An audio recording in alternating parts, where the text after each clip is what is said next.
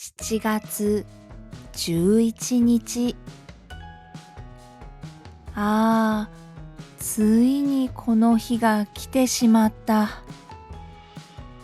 途中少しホームシックにもなったけれど、友達や日本の人たちとの出会いのおかげで、とても充実した旅行になりました。アメリカの家族に久しぶりに会えるのはとてもとても嬉しい。旅行のお土産話もたくさんしてあげたい。だけど寂しい。自分でもこの気持ちをどうしたらいいのかわかりません。僕は空港に行く前によく行っていたパン屋さんに寄りました。店員さんは僕を見ると手を振ってくれるようになりました。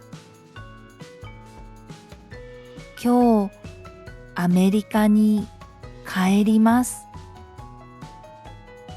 そう僕が言うと、店員さんはちょっと待っててと言って慌ててバックヤードに入り、誰かを呼んできました。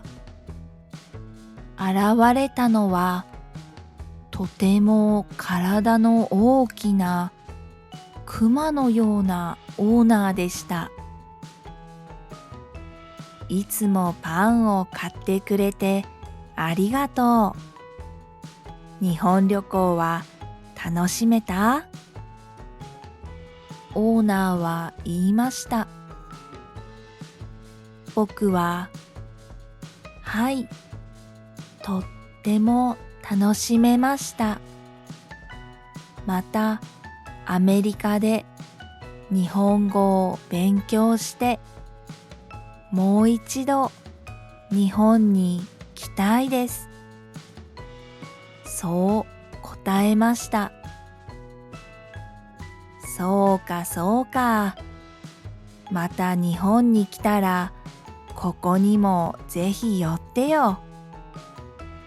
新作のパンを増やしておくからさ。ありがとうございます。必ずまた来ます。僕が言うと、オーナーは茶色い紙袋を僕に手渡してきました。これお土産だよ。空港で食べなよ。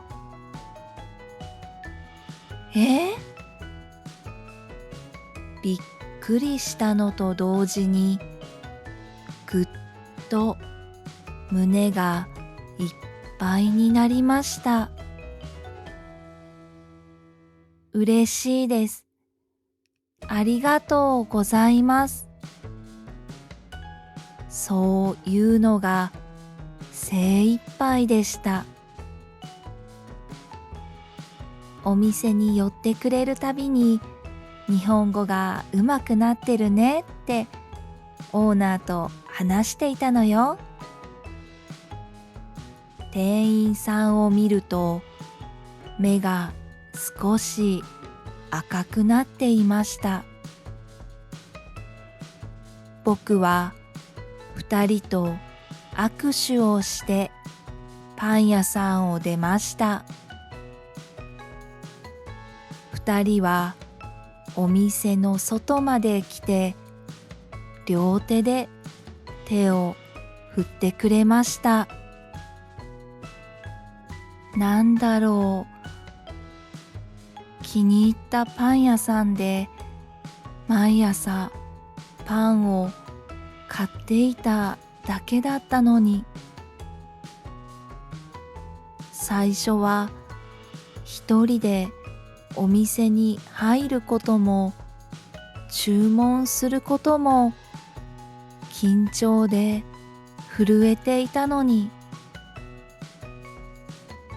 空港に着いて一人で座って紙袋を開けました。